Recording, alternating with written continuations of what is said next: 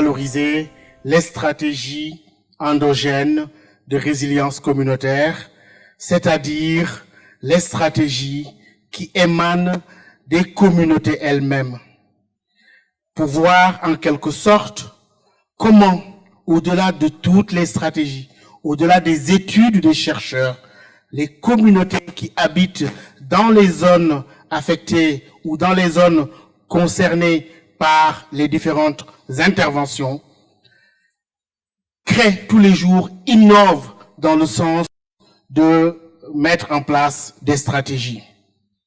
Je pense que l'une des choses importantes est d'apprendre des erreurs du Sahel.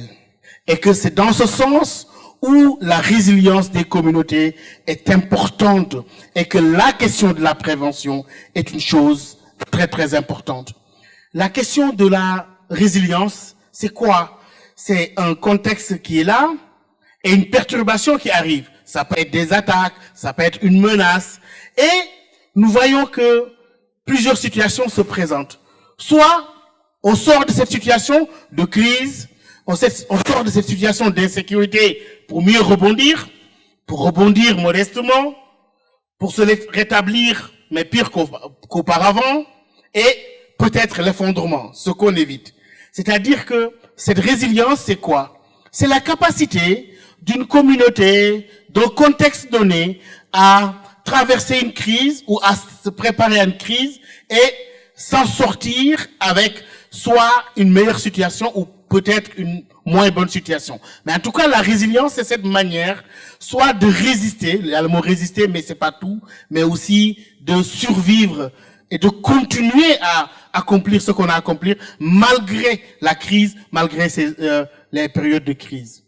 Nos communautés ont des capacités de dialogue qui dépassent de loin parfois ce que nous, chercheurs ou experts intervenants, qu'on peut imaginer. Mais il faut leur donner la chance de pouvoir les exploiter, de pouvoir les mettre en avant, parce que ces communautés sont les meilleurs connaisseurs de leur environnement, de leur culture et des références culturelles qui font sens au niveau de leur compréhension des crises. La principale leçon qui a été apprise, c'est que derrière les oppositions catégoriques entre les communautés et les forces de sécurité et de défense, il y a parfois des malentendus et des conflits diffus. Des conflits diffus qu'il faut creuser. Quelle est la relation entre ces communautés et les forces de défense? Et ces conflits sont parfois sans lien avec les questions idéologiques que l'on a tendance à mettre en avant. C'était des conflits diffus. Il fallait écouter les communautés, écouter le terrain pour comprendre véritablement le sens de ces conflits-là et de trouver des solutions, non pas par nous-mêmes, mais avec les communautés, ou même mieux, par les communautés elles-mêmes. Il faut sortir de l'esprit de vulnérabilité.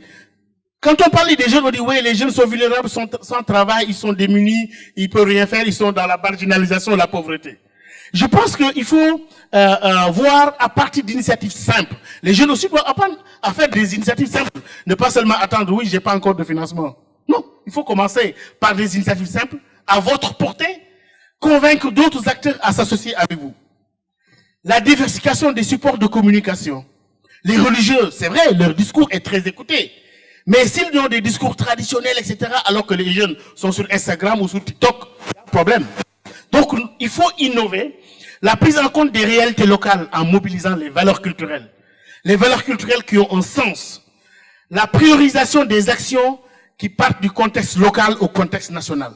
On peut réfléchir des choses à Abidjan ou ailleurs, mais sur le terrain, est-ce que ça colle avec les réalités?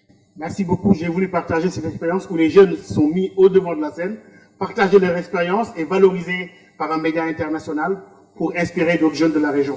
Merci de votre aimable attention.